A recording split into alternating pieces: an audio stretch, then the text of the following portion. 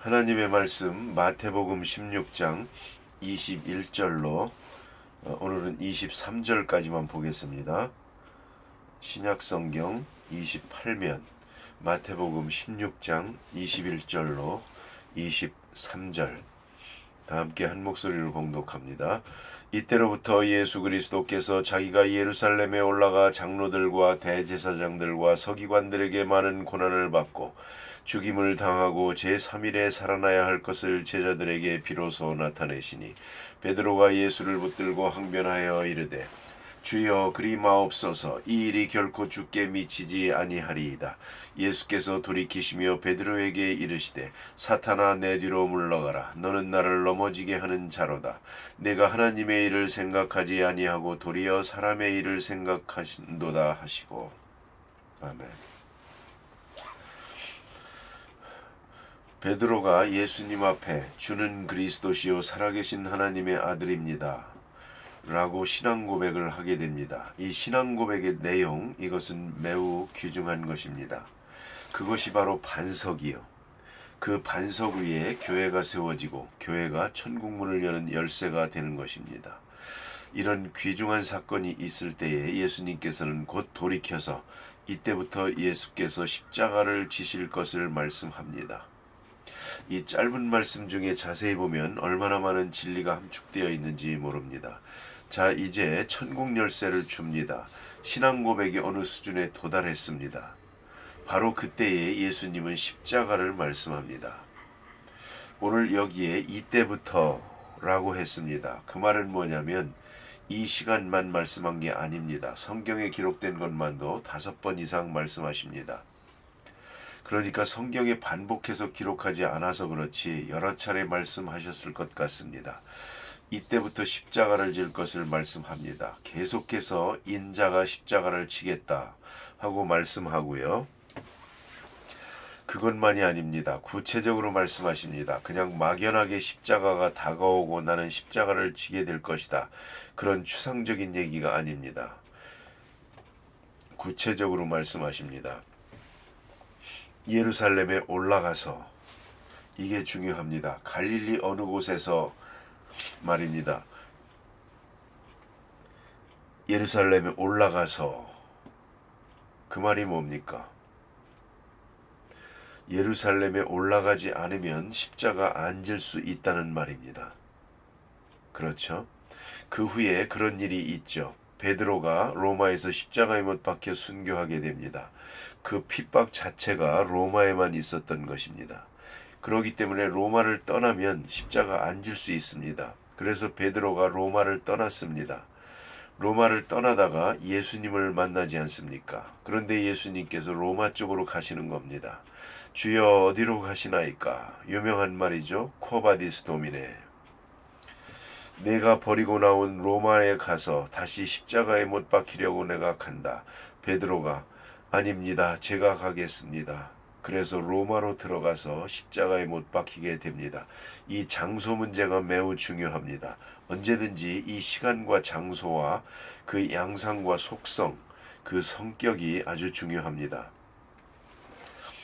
이제 예수님은 인기가 최고로 올라갔습니다. 요한복음에 보면 5,000명을 먹인 다음에 많은 사람들이 예수를 강제로 유대나라의 왕을 삼으려고 했습니다. 그도 그럴 것이 지금 예루살렘을 향하여 올라가는 길입니다. 예루살렘에 이제 유월절에 많은 사람이 모입니다. 바로 모인 그 자리에서 이루어진 사건입니다. 그래서 그 많은 사람이 모인 예루살렘에서 예수님이 왕이 되느냐 십자가를 지느냐 하는 것입니다. 인간적으로 생각할 때는 왕이 될 가능성이 많습니다. 제자들은 그렇게 믿고 있었습니다. 틀림없이 그 능력, 그 인기, 절정에 도달했으니까요. 바로 이 시간 예수님께서는 십자가를 생각합니다. 그래서 이때부터 십자가에 돌아가실 것을 말씀합니다. 그리고 예루살렘에서 죽으실 것을 말씀하시고 또 제사장들과 서기관들에게 많은 고난을 당하고 그랬습니다. 당시의 종교 최고 지도자들입니다. 이 사람들에게 핍박을 받아서 십자가에 죽겠다고 말합니다. 왜 로마 군인이 아니고 왜 어느 악한 사람 얘기가 아닙니까? 당시에 가장 높은 지위에 있는 종교 지도자들입니다. 그들에게 내가 고난 당해야겠다. 그래서 이때부터 말씀하시고 예루살렘에서 당할 것이다. 그리고 예루살렘으로 올라가지 않습니까? 누가복음에 보면 예수님께서 예루살렘을 향하여 올라가시기로 굳게 결심하시고 그럽니다. 굳게 결심하시고 그리고 예루살렘으로 올라갑니다. 올라가면서 또 20장에 가서 보면 예수님께서 말씀하십니다. 이번에 올라가서 내가 십자가를 질 것이다. 그러면 안 올라가면 안 돌아가실 수 있습니다. 그런데도 불구하고 예수님은 이걸 다 알고 예루살렘을 향하여 올라가십니다. 자원적이고 자발적입니다. 그리고 이건 창의적인 역사입니다. 예루살렘을 향하여 올라가십니다. 그리고 구체적으로 죽으실 것입니다. 그 다음에 제3일에 살아나리라 그랬습니다. 반드시 죽어야 하고 반드시 살아나야 하고 여기에 강한 의무를 말씀하고 있습니다. 반드시 죽고 반드시 살아나야 하겠다고. 그래야 너희가 사니까 너희들을 살리기 위하여 만백성을 살리기 위하여 내가 죽어야겠고 또 제3일에 부활해야 하겠다. 반드시 이렇게 될 것이다 하고 미래를 말씀하십니다. 자, 여기서 생각해야 합니다. 십자가를 지겠다 하는 이 귀중한 말씀이 제자들의 귀에 들려오지 않습니다. 깊이 생각하려고 하지도 않았습니다. 그런가 하면 3일에 부활해야겠다. 그 뜻은 더더욱 몰랐습니다. 이것을 우리가 알아야 합니다. 정욕에 사로잡힌 사람, 자기 일만 생각하는 사람, 세상적인 일만 생각하는 사람은 십자가의 뜻을 모릅니다. 십자가 다음에 있는 부활은 더더욱이 모릅니다. 교회가 세워지겠다고 말씀하셨고 내가 교회를 세우리라 말씀하셨습니다. 그 교회는 십자가 위에 세워지는 것입니다. 그냥 이대로 인기가 높아져서 이대로 제자들이 많아가지고 교회가 되는 것이 아닙니다. 십자가를 지시고 부활하기까지는 교회는 교회가 아닙니다. 그건 단지 회당입니다. 그건 어디까지나 사람들이 모인 곳입니다. 예수께서 십자가를 지시고 부활하시고 성령이 강림한 다음에야 교회가 교회되는 것입니다. 그렇지 않고는 어떤 사람들이 모였더라도 교회가 아닙니다. 내 교회를 내가 세우리라. 그 말씀의 뜻을 내가 십자가를 지실 것이고 부활하실 것이다. 그 말이죠. 그리고 성령이 와서 너희 안에 내가 거할 것이다. 바로 그것을 말씀하고 있는 것입니다. 이 오묘하고 귀중한 말씀을 지금 하고 계시는데 제자들은 아랑곳 없습니다. 여전히 자기 생각만 합니다. 자기 입장에서만 생각하고 자기 욕망만 가득 차 있으니까요. 오늘 본문에 베드로가 예수를 붙들고 가나여 가로되, 여기서 베드로가 실수를 하는 겁니다. 간하게 됩니다. 십자가 지지 마세요. 그리 마옵소서. 이 일이 결코 주에게 미치지 못하리이다. 왜요? 여기에는 세 가지 의미가 있습니다. 첫째는 제가 아는 대로는 성경대로는 구약에서부터 쭉 예언하신 말씀에 메시아가 오면 아주 영광된 나라가 이루어지겠다고 했는데 우리가 그 메시아를 기다리고 있는데 당신은 메시아입니다. 그런데 메시아가 십자가를 지다니요. 이게 무슨 소리입니까? 이런 불길한 생각을 하시는 겁니까? 아닙니다. 예수님, 내가 아는 성경대로는 또 우리가 믿고 있는 대로는 절대로 그럴 리 없습니다. 베드로는 영광의 메시아만 생각했습니다. 성경에 보면 구약에서부터 쭉 보면요. 메시아에 대해서 두 가지로 말합니다. 소위 고난의 종이라는 이미지가 있습니다. 고난의 종, servant of suffering, 고난의 종이라고 하는 것이 아주 뚜렷하게 나타납니다. 여러분, 이사야서에 보면 그런 게 있지 않습니까? 그는 우리의 질고를 지고 우리의 매를 맞고 우리 대신 그가 맞고 우리 대신 그가 고난을 당하고 그가 우리 죄 대신에 죽임을 당하고 그런 이야기가 전부 있거든요. 그런데 그 고난의 종에 대한 이미지, 영광의 메시아에 대한 이미지, 이 더블 이미지가 있습니다. 그런데요, 이 사람들은 고난의 메시아는 생각지도 않습니다. 보고 싶지도 않습니다. 오직 영광의 메시아만 생각합니다. 그런데 우리가 알아야 할 것은 어느 쪽이 먼저입니까? 두 예언은 다 이루어질 것입니다. 고난의 메시아에 대한 이미지와 영광의 메시아에 대한 이미지 둘 다 이루어질 텐데 어느 쪽이 먼저입니까? 여기 보니 예수님 말씀하시는 것 보세요. 고난을 받고 죽임을 당하고 제3일에 살아나야 할 것이다. 고난이 먼저요. 고난을 당하고 그 다음에 영광을 누리는 것입니다. 고난의 메시아, 영광의 메시아가 함께 이루어지는데 고난이 먼저입니다. 고난이 있고야 영광이 있는 것이죠. 이건 우주적인 진리입니다. 자, 여기서 이제 베드로가 자기 나름대로 생각한 메시아, 영광의 메시아 쪽만 생각을 하고 지금 그런 일은 없을 겁니다 하고 말하는 것이고요. 또 둘째는 그가 가진 정치적인 시각입니다. 그게 뭐냐면 예수님의 인기를 생각합니다. 인기가 5,000명을 먹이고 나서 지금 굉장하고 예수님의 교훈을 받은 사람들, 예수님께 병 고침 받은 사람들, 이야기가 일파만파 퍼져나가면서 예수님에 대한 기대감이 굉장하거든요. 예수님은 또 능력이 있지 않습니까? 죽은 사람도 살리는 능력을 가진 분인데 십자가를 지다니 이게 무슨 소리입니까? 예수님의 인기와 능력, 그것 가지면 십자가라는 건 없습니다. 만사형통입니다. 이제 로마 사람을 물리치고 왕이 될 텐데 그런 지금 인기 추세인데 무슨 소리를 하시는 겁니까? 예수님의 인기가 충만합니다. 그런 불길한 생각하지 마세요. 이것이고요. 세 번째는 뭐냐면 내가 여기 있지 않습니까? 십자가에 돌아가시도록 내가 가만히 내버려 둘 것 같습니까? 여기 지금 충성된 제자가 있는데 이게 무슨 소리입니까? 자기과십니다. 내가 여기 있는데 예수님이 십자가 지시다니요. 우리가 여기 있습니다. 그런 거로 어떤 방법으로든지 예수님을 지켜드릴 것입니다. 십자가는 생각도 마세요. 나는 주를 위해서 충성을 다하기로 결심한 사람 아닙니까? 자기 충성, 그것을 여기서 과시하고 있는 것입니다. 십자가, 그런 생각하지 마세요. 그리고 만유하게 됩니다. 그리 마옵소서. 이제 이건 대단히 중요한 모든 이에게 있는 그런 마음속에 있는 잘못된 견해를 말씀하고 있는 것입니다. 예수님 십자가 지시는 바로 그 시간까지도 그런 일이 있지 않습니까? 십자가 밑에 있던 사람들이 뛰어내리라 그럽니다. 왜 매달려 있느냐? 당신 능력이 많은데 뛰어내려. 그러면 우리가 믿겠노라. 그때까지도 이런 조롱을 했습니다. 예수님은 능력이 많으십니다. 확실히 능력이 있지만 그 능력 가지고 십자가를 피하든가 십자가를 던지든가 그런 능력이 아닙니다. 그걸 잊지 말아야 합니다. 우리가 어떤 능력을 구한다 하더라도 하나님 십자가 안 지게 해주세요. 그 기도는 허락지 않습니다. 그 기도는 응답하지 않습니다.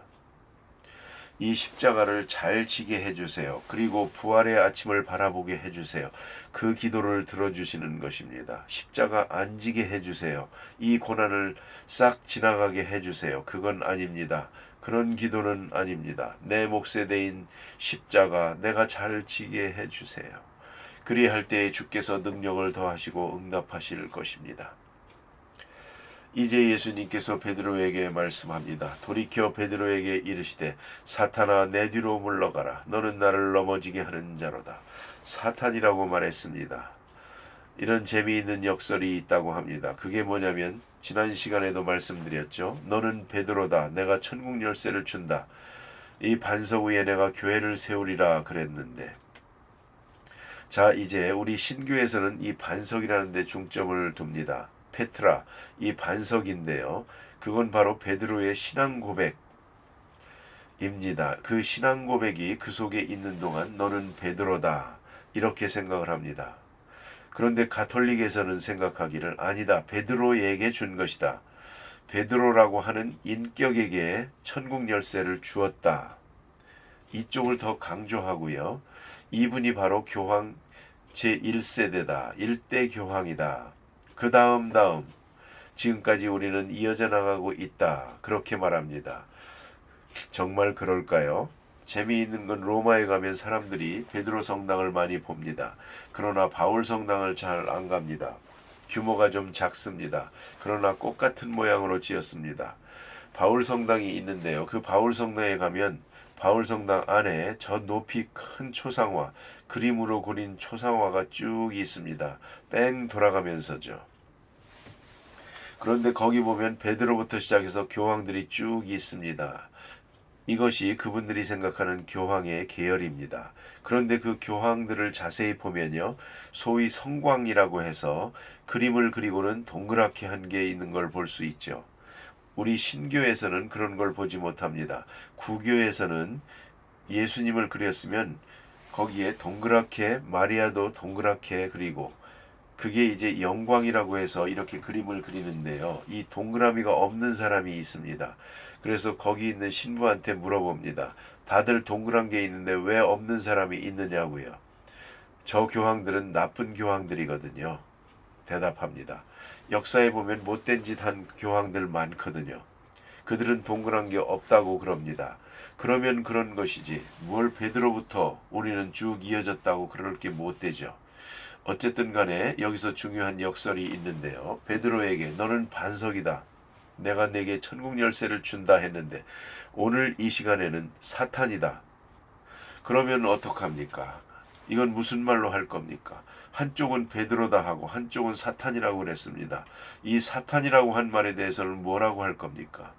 그러니까 베드로가 됐다가 사탄이 됐다가 그런 거로 우리는 생각해야 됩니다. 베드로라고 하는 인격이 중요한 것이 아니고요. 그 속에 신앙 고백이 있으면 베드로요.